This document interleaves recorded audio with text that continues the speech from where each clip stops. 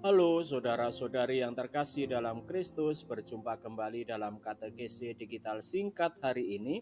Hari ini kita akan membahas tentang mengapa liturgi Ekaristi menggunakan dupa. Mari kita simak bersama-sama. Penggunaan dupa dalam ibadah keagamaan dimulai lebih dari 2000 tahun sebelum kekristenan. Penggunaan dupa di Cina dibuktikan sudah ada sebelum tahun 2000 sebelum Masehi. Perdagangan dupa dan rempah-rempah merupakan faktor ekonomi utama antara timur dan barat ketika para kafilah mengadakan perjalanan jalur dupa Timur Tengah dari Yaman melalui Arab Saudi. Jalur itu berakhir di Israel dan disitulah dupa diperkenalkan ke dalam Kekaisaran Romawi. Agama-agama di dunia barat telah lama menggunakan dupa dalam upacara-upacara mereka. Dupa atau ukupan tercatat dalam Talmud atau kumpulan hukum dan tradisi Yahudi dan disebutkan 170 kali dalam Alkitab. Misalnya Keluaran 30 ayat 1. Penggunaan dupa dalam ibadat orang Yahudi berlanjut lama setelah awal kekristenan dan penggunaannya pasti berpengaruh dalam perayaan liturgi Gereja Katolik. Gereja melihat pembakaran dupa sebagai gambaran doa-doa umat beriman yang naik ke surga. Simbolisme itu disebutkan dalam Mazmur bab 141 ayat 2. Biarlah doaku adalah bagimu seperti persembahan ukupan, dan tanganku yang terangkat seperti persembahan kurban pada waktu petang. Tidak tercatat kerangka waktu khusus yang membuat kita tahu kapan dupa diperkenalkan dalam ibadah keagamaan gereja. Tidak ada bukti yang menunjukkan penggunaannya selama 4 abad pertama gereja. Dupa itu suci yang digunakan untuk menguduskan, memberkati, dan memuliakan. Asap dari dupa adalah simbol dari misteri Tuhan sendiri. Saat dupa membumbung ke atas, citra dan bau menunjukkan manisnya kehadiran Tuhan kita dan menguatkan bagaimana misa terhubung dengan surga dan bumi dengan berakhir di hadirat Allah. Asap juga melambangkan iman kuat yang seharusnya memenuhi kita dan keharumannya mewakili kebajikan Kristiani. Pedoman umum misale Romawi, PUMR, memungkinkan penggunaan dupa beberapa kali selama misa. Ketika sesuatu didupai, pendupaan diayunkan 3 kali yang mewakili 3 pribadi dari Tritunggal Maha Kudus. Selain itu, dupa digunakan pada pemakaman di gereja, di peti jenazah, dan di pemakaman. Perarakan pemindahan sakramen Maha Kudus saat Kamis Putih sesekali berhenti atau beristirahat, dan di saat itu pendupaan dilakukan. Dan dalam malam Paskah, 5 butir dupa dimasukkan ke dalam lilin Paskah. Ada seorang umat bertanya, "Pastor, apa latar belakang dan makna penggunaan dupa dalam perayaan Ekaristi? Mohon penjelasannya." Katolik kadang-kadang disebut agama lonceng dan aroma atau bells and smells. Tradisi kekatolikan kita melibatkan seluruh pribadi. Tuhan menciptakan kita sebagai satu kesatuan tubuh dan jiwa, dan kita mengembalikan diri kita sepenuhnya kepadanya dalam penyembahan.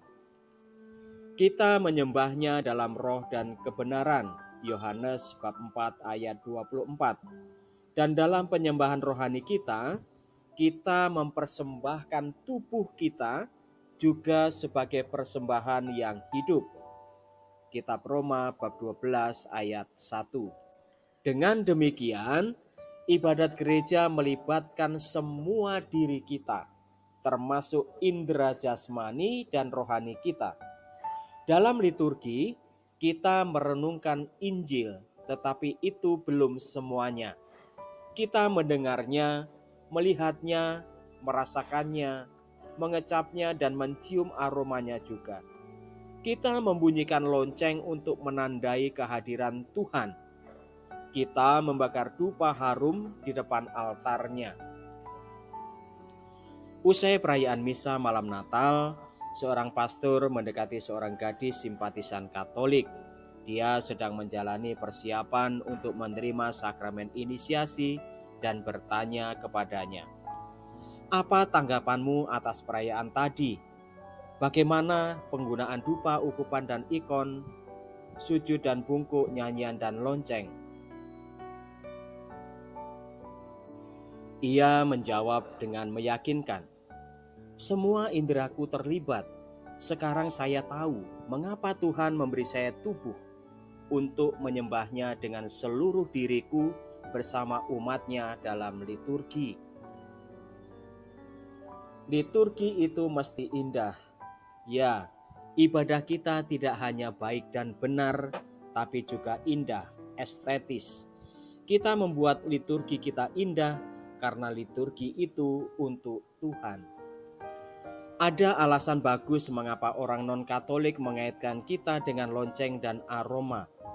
Lonceng dan aroma ini memberi kesan sedemikian kuat, sehingga beberapa khawatir dupa menjadi penyimpangan dari ibadat sejati.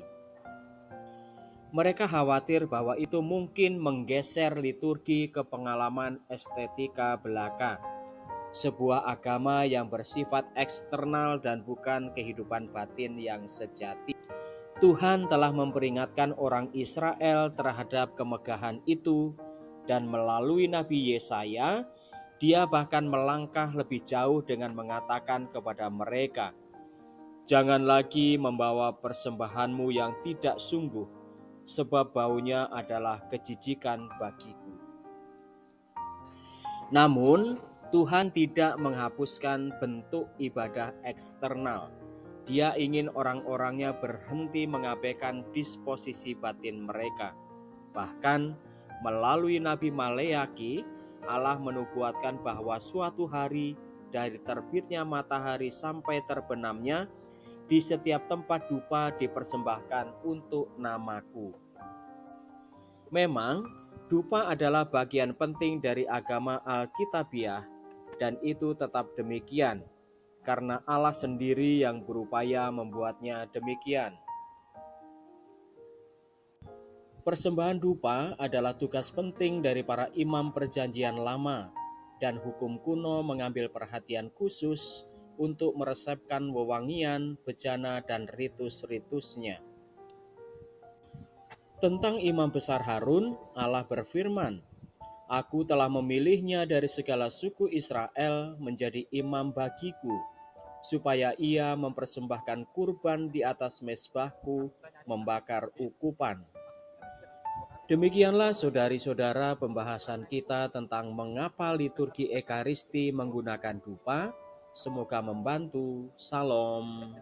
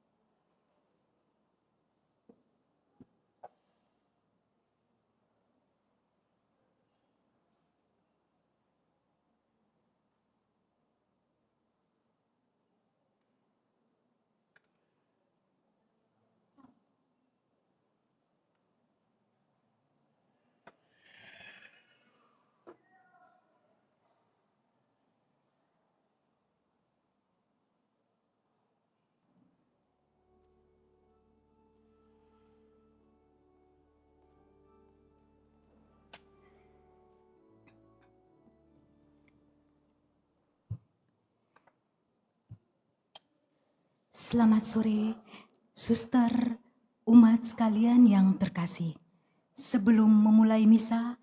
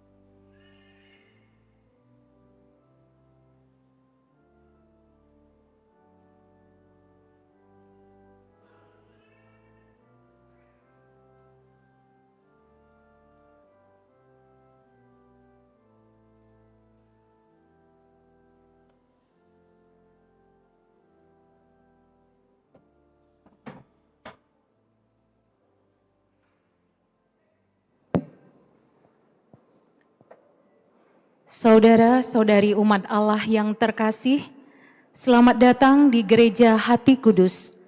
Selamat datang dalam perayaan Ekaristi hari ini, hari Minggu biasa ketiga.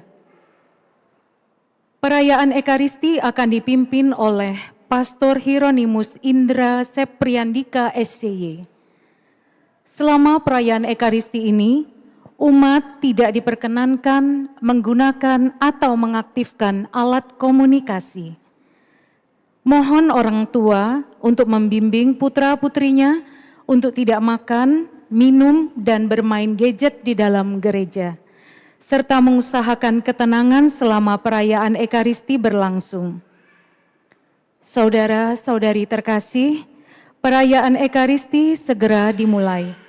Marilah kita mempersiapkan hati dan budi dengan sikap hening, agar dapat merayakan Ekaristi dengan layak dan pantas.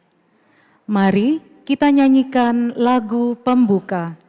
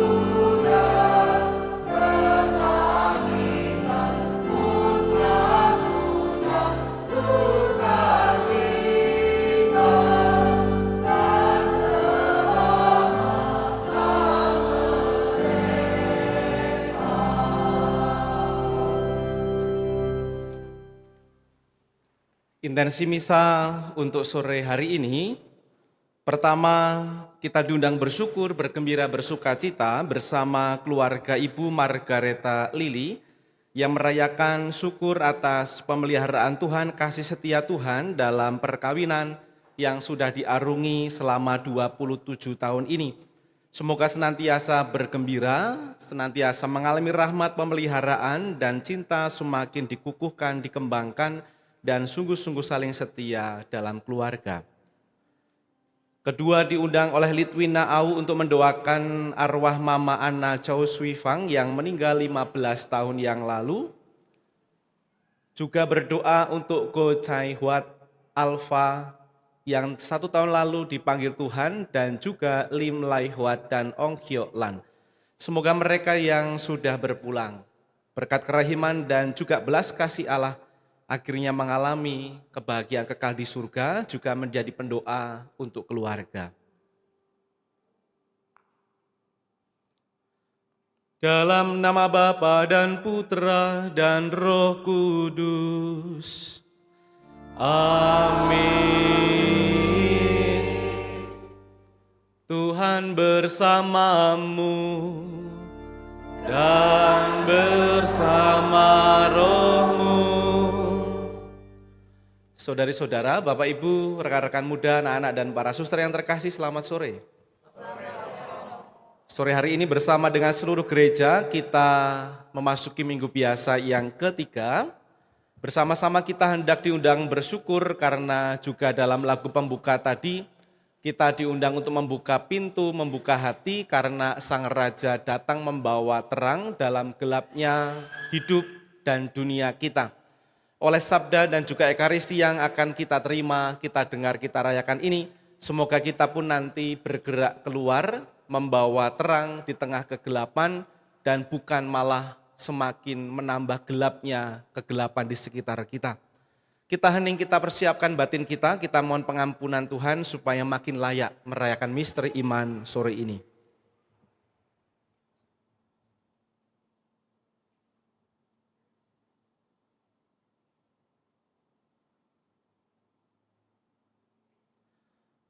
Tuhan Yesus Kristus, Engkaulah utusan Bapa yang datang untuk merenggut beban derita dari pundak umat dan mematahkan tongkat si penindas.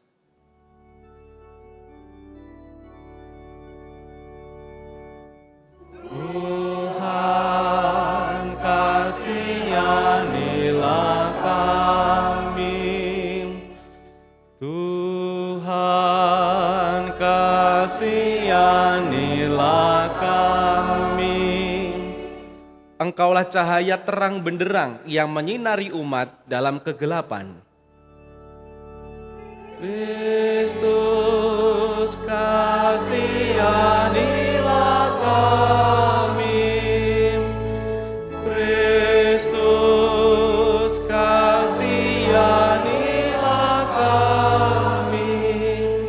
Engkaulah pewarta kabar gembira kerajaan Allah yang ditawarkan kepada kami asal kami mau bertobat.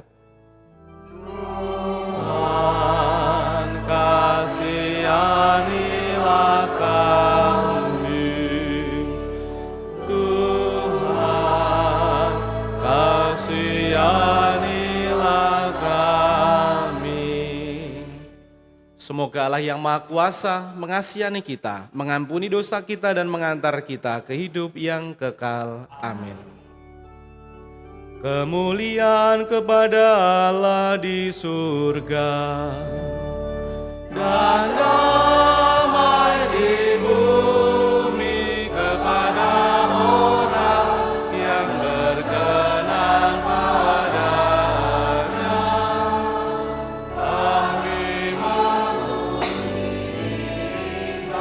Kami meluhurkan Ikam, kami menyembah Ikam, kami memuliakan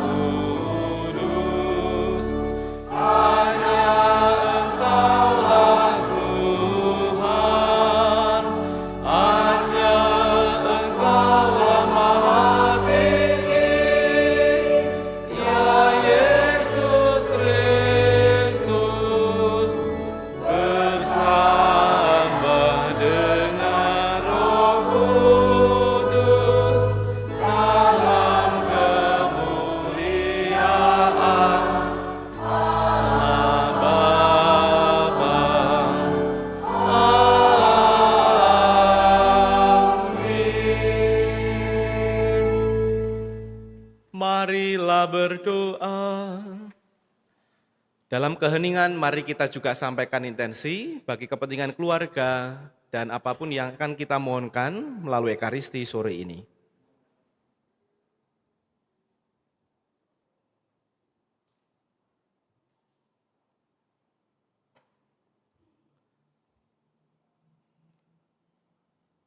Ya Allah Bapa yang penuh kasih, Putra-Mu Yesus Kristus telah hadir di dunia untuk mewartakan pertobatan dan mewartakan datangnya kerajaan-Mu.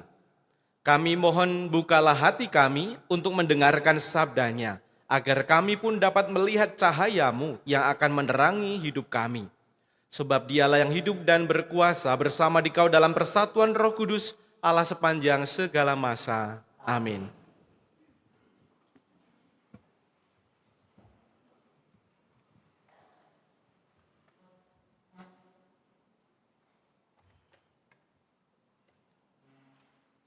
Bacaan dari kitab Yesaya. Kalau dahulu Tuhan merendahkan tanah Zebulon dan tanah Naftali, maka di kemudian hari Tuhan akan memuliakan jalan ke laut itu, yakni daerah seberang sungai Yordan, wilayah bangsa-bangsa lain. Bangsa yang berjalan di dalam kegelapan telah melihat terang yang besar. Terang telah bersinar atas mereka yang diam di negeri kekelaman. Engkau, ya Tuhan, telah banyak menimbulkan sorak-sorai dan sukacita yang besar. Mereka telah bersukacita di hadapan-Mu, seperti orang bersukacita di waktu panen, seperti orang bersorak-sorak di waktu membagi-bagi jarahan. Sebab kuk yang menekan bangsa itu dan gandar yang di atas bahunya, serta tongkat si penindas telah Kau patahkan seperti pada hari kekalahan Midian. Demikianlah sabda Tuhan. Syukur kepada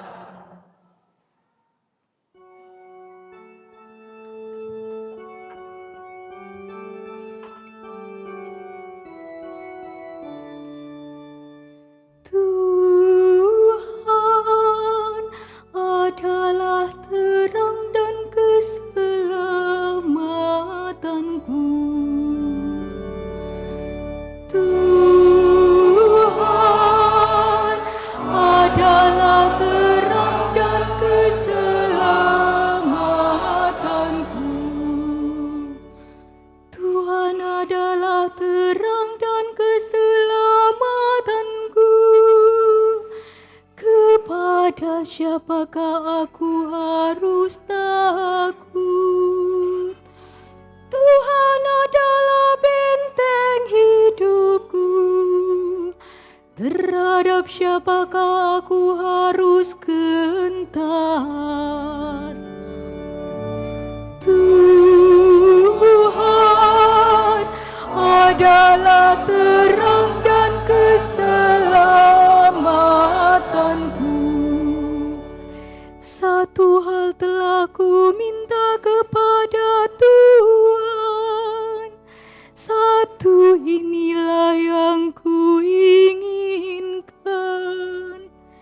diam di rumah Tuhan seumur hidupku, menyaksikan kemurahan Tuhan dan menikmati pahitnya.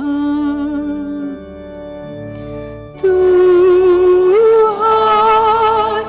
adalah terang dan keselamatanku. Sungguh aku percaya akan melihat kebaikan Tuhan di negeri orang-orang yang hidup. Nantikanlah Tuhan. kuatkanlah dan teguhkanlah hatimu. Tuhan adalah terang dan keselamatanku.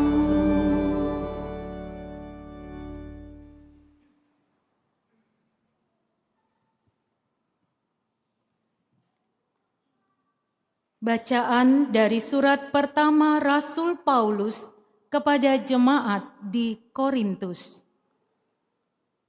Saudara-saudara, aku menasihati kamu demi nama Tuhan kita Yesus Kristus, supaya kamu seia sekata, dan jangan ada perpecahan di antara kamu. Sebaliknya, hendaklah kamu erat bersatu dan sehati sepikir. Sebab, saudara-saudaraku, aku telah diberitahu oleh orang-orang dari keluarga Chloe bahwa ada perselisihan di antara kamu. Yang aku maksudkan ialah bahwa kamu masing-masing berkata, "Aku dari golongan Paulus," atau "Aku dari golongan Apolos," atau "Aku dari golongan Kefas," atau "Aku dari golongan Kristus." Apakah Kristus terbagi-bagi? Adakah Paulus disalibkan demi kamu? Atau adakah kamu dibaptis dalam nama Paulus? Sebab Kristus mengutus aku bukan untuk membaptis, melainkan untuk memberitakan Injil. Dan itu pun bukan dengan hikmat perkataan, supaya salib Kristus jangan menjadi sia-sia. Demikianlah sabda Tuhan. Haleluya,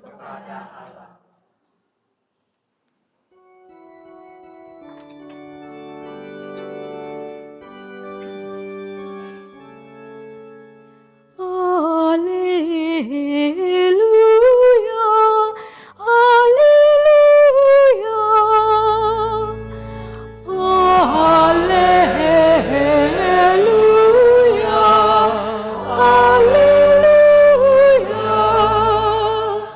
Yesus memberitakan Injil Kerajaan Allah serta melenyapkan segala penyakit dan kelemahan. Haleluya, haleluya. Tuhan bersamamu. Inilah Injil suci menurut Matius. Dimuliakanlah Tuhan.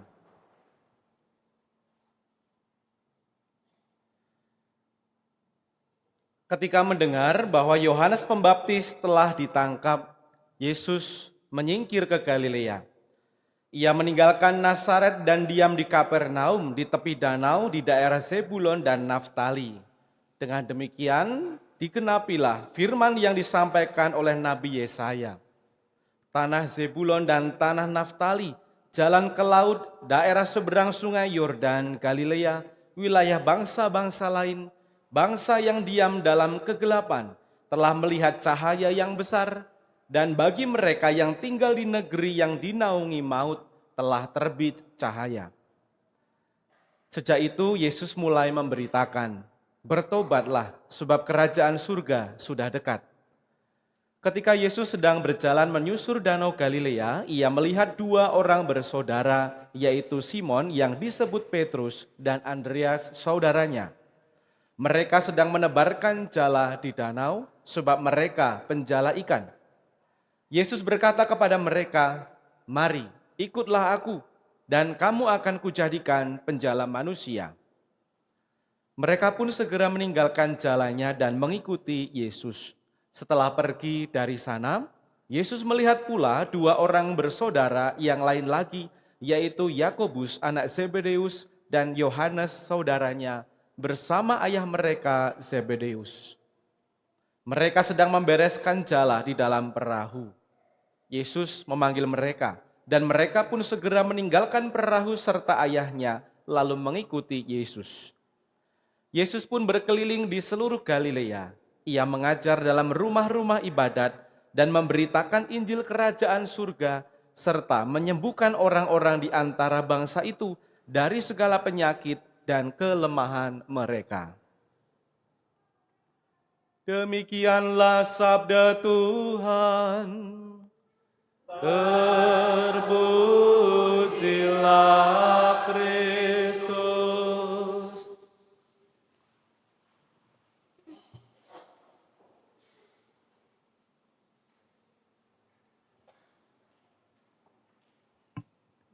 Saudara-saudaraku yang diberkati Tuhan Yesus, selamat sore. Semoga sehat dan bahagia semuanya. Amin. Kapan terakhir mati lampu di malam hari? Kapan?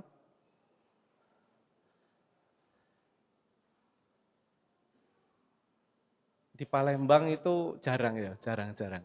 Tapi ya ada juga kalau malam hari lalu mati listrik. Terus kalau kami jarang langsung notice begitu ya, karena langsung tiba-tiba itu hidup itu genset. Tapi kalau kami yang pernah tinggal di desa, kerasa banget kalau malam hari lalu mati listrik, wah sudah kacau balau. Kalau kita yang mengalami itu, yang normal dan biasa terjadi ada mati listrik malam hari, apa yang biasa dibuat? Pertanyaan normal gampang dijawab, hanya mungkin nggak mau jawab aja sih. Biasanya apa sih kalau mati listrik malam hari, normalnya apa kita? Nyari lilin, wah keren. Yang paling sering adalah ngedumel dulu kan ya. Ngedumel, protes, marah, lampu belum hidup, lalu update status biasanya ya. Nah itu ya. Jadi nggak ada tindakan apa-apa kecuali tadi protes dan aura negatifnya keluar. Tapi saya yakin banyak juga yang langsung cari korek, cari lilin, lalu emergensi lampunya dicari dan seterusnya. Kalau yang di rumah emergensi langsung hidup ya oke. Tapi untuk yang tidak memiliki ya tadi kadang mengeluh, marah, tapi normalnya ya ada HP lalu bisa dihidupkan senternya di dalam itu. Itulah yang biasa terjadi dan dari sini kita jadi tahu bahwa normalnya kalau ada kegelapan, contohnya tadi dalam situasi malam hari lalu listrik mati, normal yang terjadi adalah ya orang tidak lalu mengutuki gelap meskipun ada kaget, meskipun lalu ngeluh tapi moga-moga bentar aja. Normalnya orang lalu tidak mengutuki gelap, tapi yang benar dan normal, yang sehat adalah dia kemudian menyalakan terang, mencari atau menyalakan terang. Karena apa? Juga normal, karena apa? Karena kegelapan itu bukan sesuatu untuk dimusuhi. Kegelapan itu bukan sesuatu yang untuk dimusuhi, tetapi orang-orang dan kita justru sadar bahwa kegelapan karena bukan untuk dikutuki, dimusuhi, dan dimarahi, kegelapan adalah tempat di mana terang itu dibutuhkan. Betul ya? Orang nggak perlu marah dengan kegelapan, mengeluh dan seterusnya. Justru orang mesti sadar dalam kegelapan di situ butuh terang. Nah, saudari-saudara yang terkasih, dari ilustrasi yang sederhana ini mari kita juga lihat bacaan-bacaan hari ini linear, mirip-mirip, juga soal cahaya, soal terang, soal kegelapan. Di situ tadi dibahas semua dan Injil mengatakan bahwa bangsa yang diam dalam kegelapan sekarang telah melihat terang yang besar. Nah, Injil tadi bicara itu, bangsa yang diam dalam kegelapan. Ternyata memang sejak dulu dunia ternyata tidak dalam situasi yang terus-terusan terang. Ada fluktuatif, ada terang, ada gelap, dan bahkan kadang bercampur. Tidak selalu terang dan Yesus sudah sadar, sudah tahu itu. Itulah situasi dunia. Karena dunia tidak selalu ada terang, berganti-ganti situasinya dan kadang bercampur, maka dunia tempat orang tinggal yang kadang gelap, kadang terang itu, Yesus datang ke dunia, terutama tadi dikisahkan dia datang ke Galilea, tempat orang biasa hidup, bergumul dengan hidupnya, dan Yesus tidak menjauh dari kegelapan, tetapi apa? Dia masuk dalam kegelapan, dia masuk ke dalamnya, untuk apa? Tidak menambah kegelapan, tidak. Tetapi justru dia membawa terang karena dia adalah terang sejati itu. Dia masuk dalam kegelapan dan mengubah situasi supaya semakin terang. Dia membawa terang itu. Maka Yesus hari ini lalu mengatakan hal yang sederhana, bertobatlah. Mari ikutlah aku. Setelah dia datang ke dunia membawa terang, dia mengatakan bertobatlah, mari ikutlah aku. Bertobat kita tahu juga, itu artinya merubah arah hidup. Tobat itu berbalik arah. Arah hidup lalu berkembang dan berubah. Kalau tadi ke sana, sekarang balik arah, itu pertobatan, berbalik arah. Maka kalau konteksnya adalah ini soal kegelapan, soal dunia yang sedang kacau, maka kalau kita diminta untuk merubah arah hidup dengan bertobat, maka kalau kita biasanya mengeluh, maka kalau berubah arah dan bertobat dari mengeluh menjadi apa? Ya berharap. Kalau kita suka marah-marah, berubah arah lalu jadi ya pendamai. Dari yang biasanya cuek, bebek, gak peduli, ya jadi orang yang peduli dan toleran. Mari bertobat, ikutlah aku. Artinya berubah arah. Maka normalnya ketika saya tadi mengatakan itu adalah contoh-contoh situasi gelap, orang sering ngeluh, sering berantem, sering marah, sering cuek, gak peduli, ubahlah menjadi sesuatu yang lain, lebih berharap, lebih bersyukur, lebih berdamai, lebih peduli. Dan saudara-saudari, kita tahu, kita sadar, Yesus mengatakan dalam berbagai macam kesempatan, selalu mengatakan kamu adalah garam, kamu adalah terang. Hari ini kita bicara soal terang. Maka kalau kita ingat, sadar akan identitas bahwa kita adalah terang, maka moga-moga kalau sekitar kita sedang gelap-gelapnya, maka moga-moga kita tidak menyumbang kegelapan itu loh. Kalau kita sadar kita adalah terang dan dunia sekitar kita sedang gelap dengan aneka kejahatan dan dosa, tugas kita adalah membawa terang, menyumbang terang di sana dan jangan malah menambah kegelapan. Kalau kita yang adalah terang lalu malah menyumbang kegelapan dengan dosa dan sikap-sikap tadi, bisa dibayangkan betapa makin gelapnya kegelapan itu.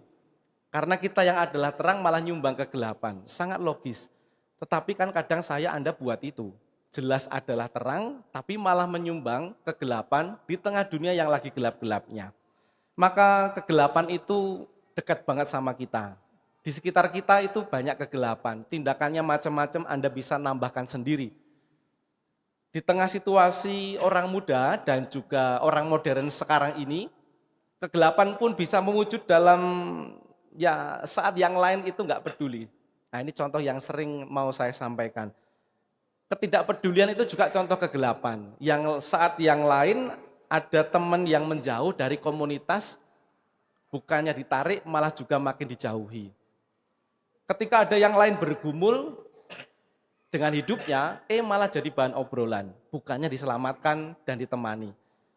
Nah terang itu hadir justru ketika kita mau ambil itu orang, temani orang itu, kita ajak bicara dan sapa dia. Kita hadir sebagai terang. Dan juga dalam keluarga juga mewujud, moga-moga pernah kita sadari dan barangkali kalau ada mari kita bertobat, balik arah. Kegelapan juga muncul di keluarga kalau di tengah keluarga yang sibuk adalah gawai kita, HP kita, media kita. Di tengah keluarga yang jelas jarang bisa kumpul bentar, malah dibumbui dengan macam-macam hal kesibukan gawai dan gadget kita. Sadar orang itu butuh waktu untuk bersama, tetapi ketika ada waktunya bersama, ada makan bersama, makan tapi tanpa bicara. Kadang juga dibuat. Tinggal serumah tapi enggak teguran, tinggal serumah tapi enggak omong-omongan. Ada? Enggak ada. Di paroki ini enggak ada. Paroki lain mungkin. Tetangga kita, rumah kita ada enggak? Enggak, mungkin tetangga yang lain. Kita diminta untuk refleksi. Kegelapan ada.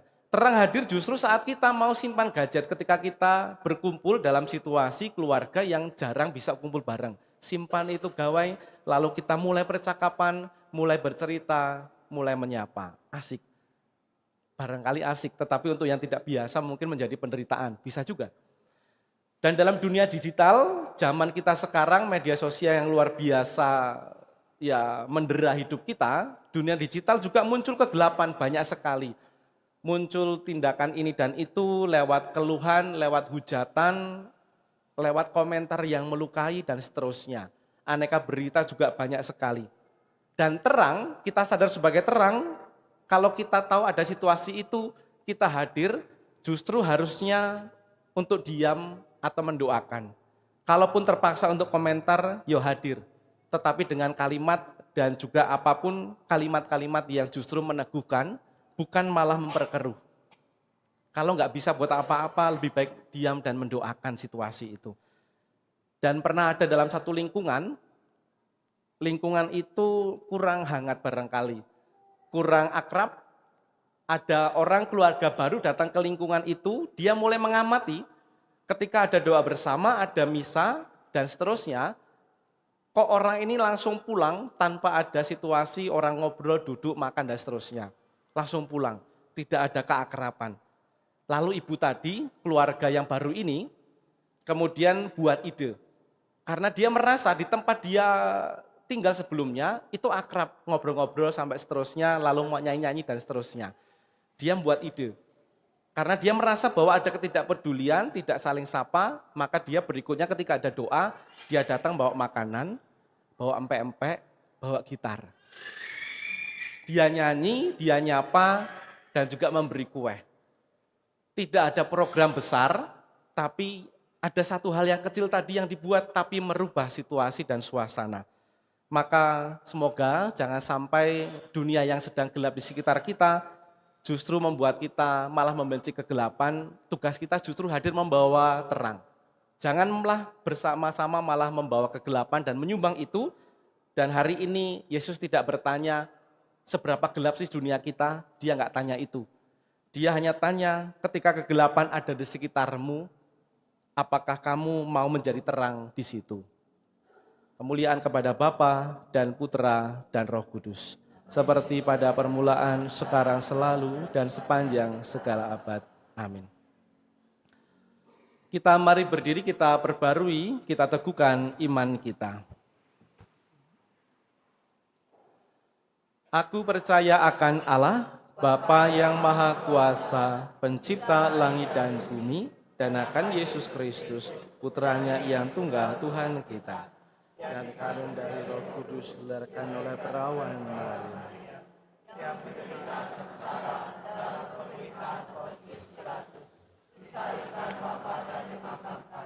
Yang turun ke tempat penantian pada hari ketiga bangkit dari antara wahana. Dan surga duduk di sebelah kan Allah Bapa yang Maha Kuasa. Dari situ ia akan datang mengadili orang yang hidup dan yang mati. Aku percaya akan Roh Kudus, gereja Katolik yang kudus, persekutuan para kudus, pengampunan dosa, kebangkitan badan, kehidupan kekal. Amin. Kristus bersabda, bertobatlah sebab kerajaan surga sudah dekat. Mari sekarang kita menanggapi ajakannya dan berdoa kepada Allah Bapa kita dengan berseru, kabulkanlah doa kami ya Tuhan. Bagi para pemimpin gereja, ya Bapa, bimbinglah dan berkatilah para pemimpin gerejamu dalam menggembalakan kami menuju kepada pertobatan sejati, sehingga kami layak dan pantas untuk tinggal selalu di dalam kerajaan-Mu. Kami mohon, kabulkanlah doa kami ya Tuhan.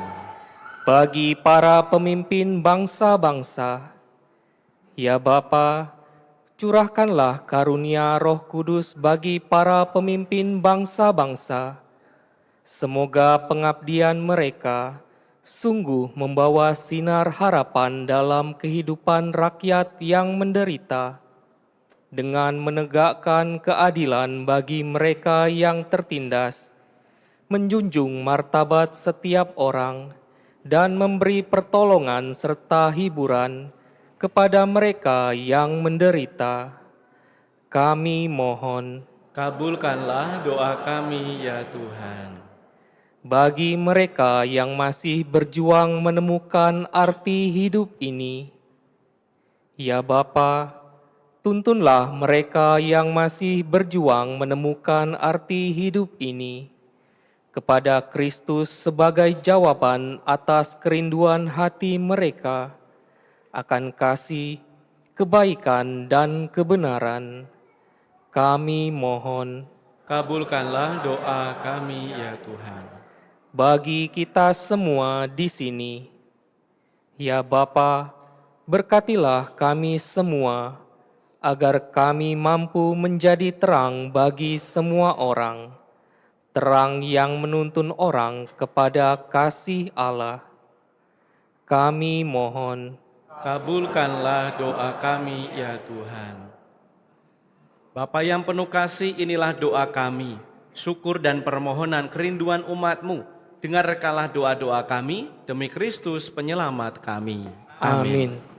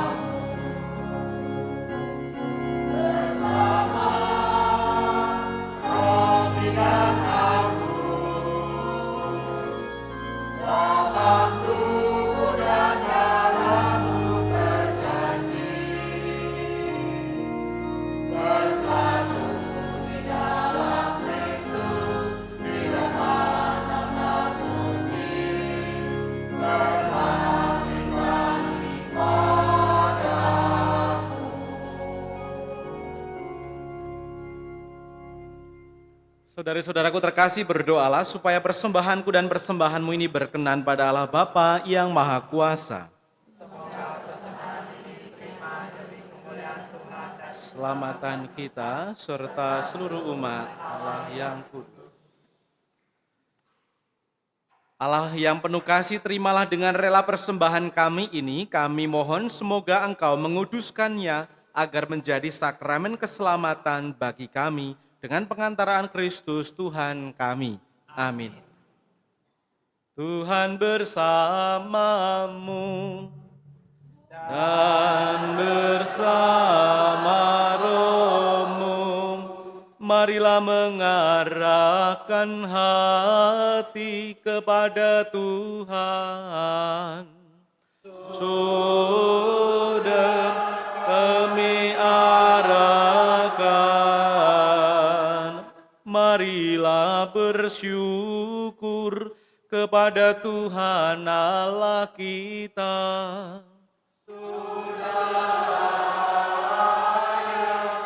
Dan sepantasnya.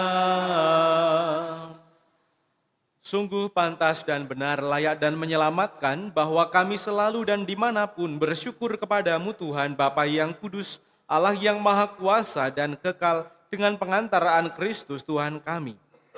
Kami bersyukur kepadamu Allah Bapa yang mulia dan murah hati. Kami meluhurkan Dikau, sumber segala kebaikan dan cinta kasih.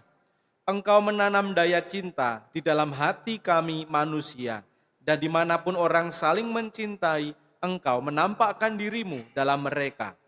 Engkau mengasihi kami manusia lebih daripada seorang ibu menyayangi anak kandungnya. Kasih sayangmu terhadap kami telah Engkau nyatakan dalam diri Yesus hamba-Mu yang setia, saudara kami. Dia rela menanggung maut yang mengerikan, guna menghidupkan dan membahagiakan kami. Maka kami bersyukur kepadamu dan memuliakan Dikau bersama seluruh umat pilihan-Mu di surga dan di dunia dengan bernyanyi.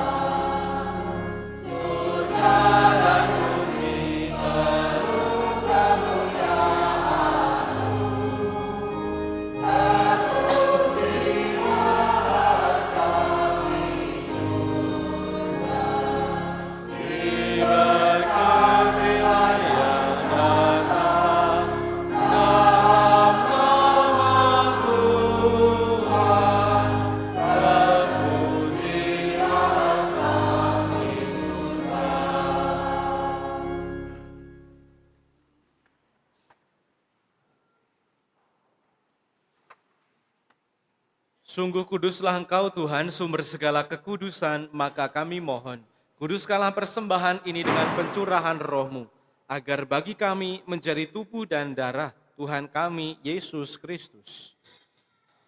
Ketika Dia diserahkan untuk menanggung sengsara dengan rela, Dia mengambil roti dan sambil mengucap syukur, Dia memecah-mecahkan, lalu memberikannya kepada murid-muridnya seraya berkata, "Terimalah dan makanlah kamu semua, inilah tubuhku yang diserahkan bagimu."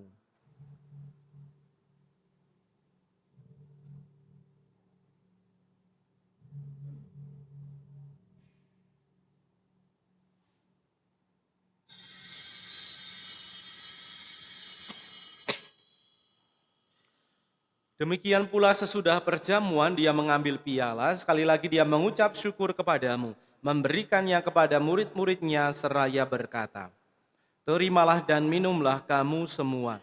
Inilah piala darahku, darah perjanjian baru dan kekal yang ditumpahkan bagimu dan bagi semua orang demi pengampunan dosa. Lakukanlah ini sebagai kenangan akan daku."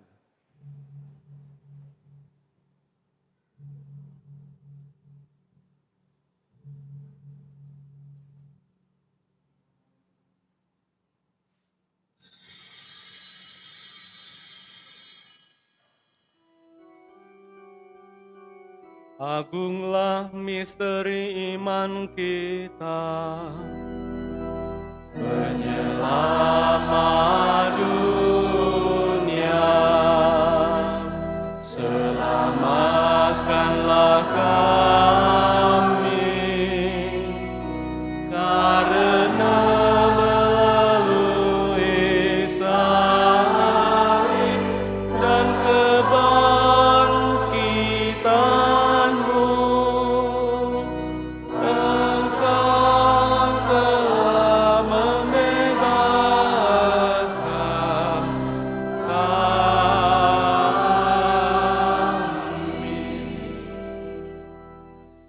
sambil mengenangkan wafat dan kebangkitan Kristus, kami mempersembahkan kepadamu Bapa roti kehidupan dan piala keselamatan.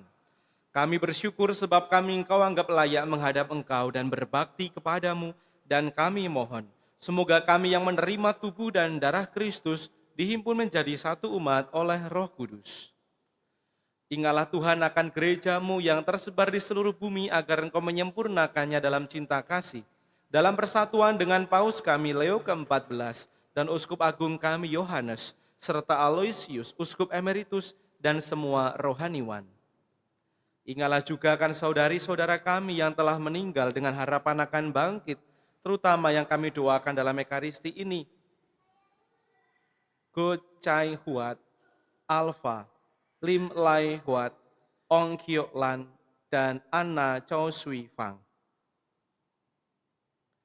Juga akan semua orang yang telah berpulang dalam kerahiman-Mu, terimalah mereka semua dalam cahaya wajah-Mu.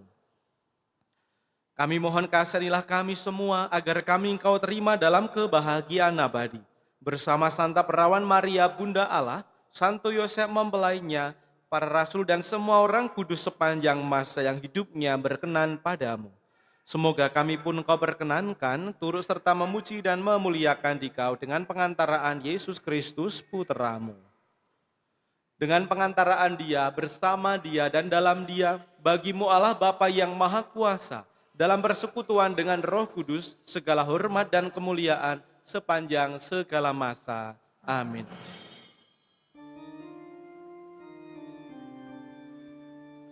Atas petunjuk penyelamat kita dan menurut ajaran ilahi, maka beranilah kita berdoa.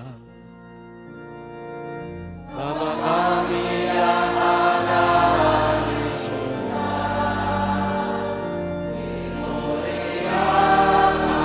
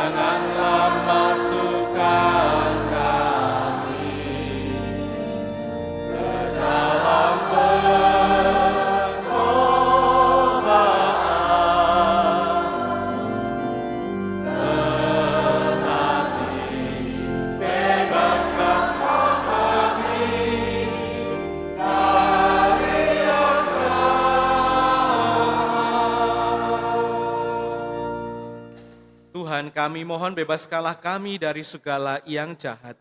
Sudilah memberi damai sepanjang hidup kami, supaya kami yang telah dikuatkan oleh kelimpahan belas kasih-Mu selalu bebas dari dosa, dijauhkan dari segala gangguan, sambil menantikan harapan yang membahagiakan kedatangan penyelamat kami, Yesus Kristus. Yang mulia dan berkuasa untuk selama-lamanya. Tuhan Yesus Kristus, Engkau bersabda kepada para rasul-Mu, damai kuku tinggalkan bagimu, damai kuku berikan kepadamu. Janganlah memperhitungkan dosa kami, tetapi perhatikanlah iman gereja-Mu, dan berilah kami damai dan kesatuan sesuai dengan kehendak-Mu.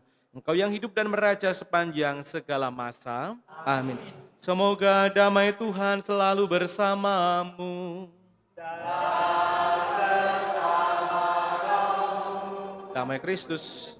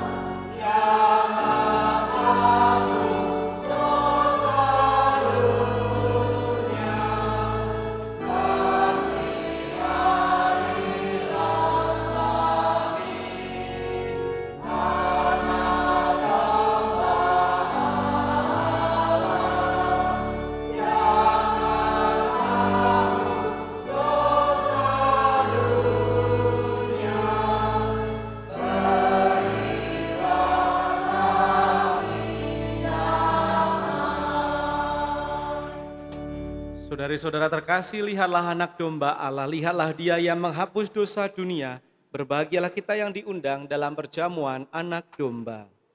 Tuhan, saya tidak pantas Tuhan datang pada saya, tapi bersabdalah saja. Tubuh Kristus menuntun dan melindungi kita sampai hidup yang kekal.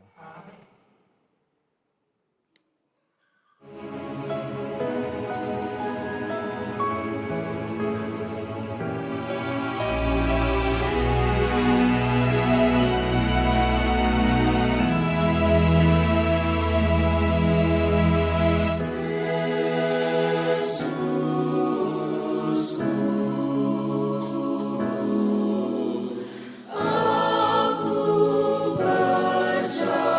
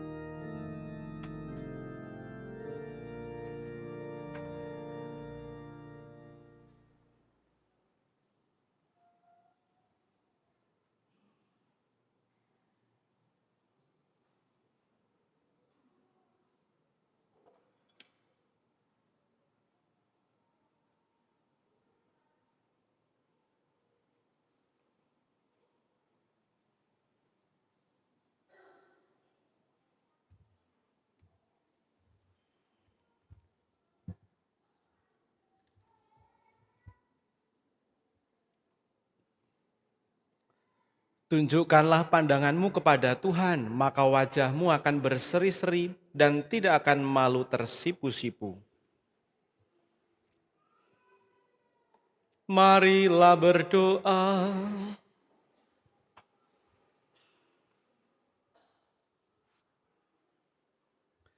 Ya Allah, kami bersyukur atas sabda-Mu yang sudah menerangi kami dan tubuh putra-Mu yang sudah menguatkan kami.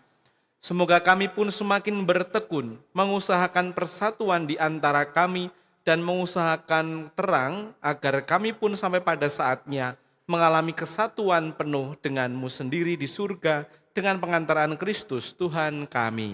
Amin.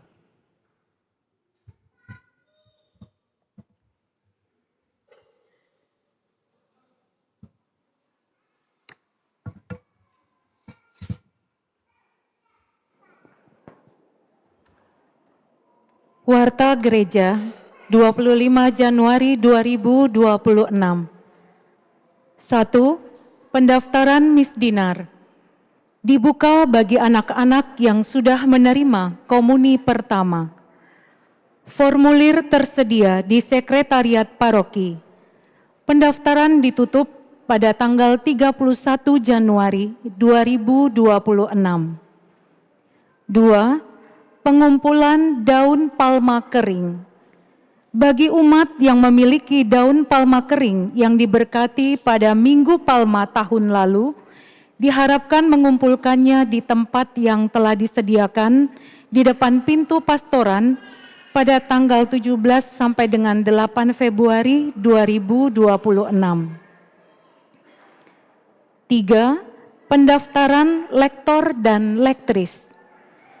Dibuka pendaftaran lektor dan lektris dengan syarat sebagai berikut: sudah menerima komuni pertama, usia minimal 15 tahun dan maksimal 45 tahun, mampu membaca dengan artikulasi yang jelas dan baik, bertanggung jawab serta bersedia disiplin dalam mengikuti latihan. Pendaftaran dapat menghubungi Saudari Clara Revania atau Ibu Atin. 4. Pendaftaran pemazmur. Dibuka pendaftaran untuk pemazmur dengan syarat mampu membaca notasi dengan cukup baik, berkomitmen untuk melayani terutama dalam menyanyikan mazmur. 5. Pendaftaran organis. Dibuka pendaftaran untuk organis.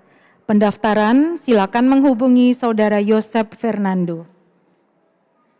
6. Laporan kolekte Minggu 18 Januari 2026. Kolekte pertama sejumlah Rp27.381.000. Kolekte kedua sejumlah Rp15.148.000. Terima kasih atas persembahan dan kemurahan hati umat. Demikianlah warta gereja minggu ini. Sebelum meninggalkan gereja, diharapkan umat tidak meninggalkan sampah, tisu, masker, dan lain-lain di dalam dan di luar gereja.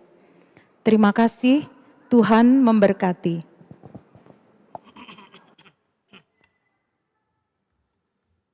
Saudari-saudara, terima kasih atas kebersamaan, perjumpaan, dan sukacita iman yang kita rayakan hari ini. Juga untuk para petugas liturgi, terima kasih atas persembahan hidupnya, atas semua yang sudah diberikan dalam ekaristi ini. Terima kasih untuk kur dan seperangkatnya.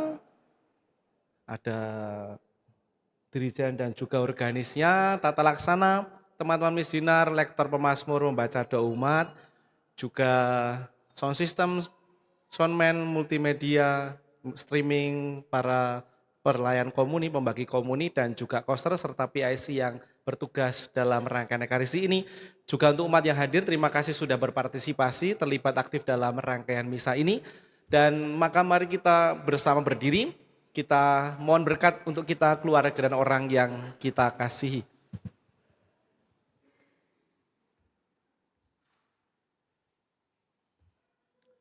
Tuhan bersamamu dan bersama rohmu. Kita sekalian, keluarga, orang-orang yang kita kasihi, kita doakan usaha, karya pelayanan dan istirahat malam ini diberkati, dituntun dan dilindungi oleh Allah yang Maha Kuasa, Bapa dan Putra dan Roh Kudus. Amin.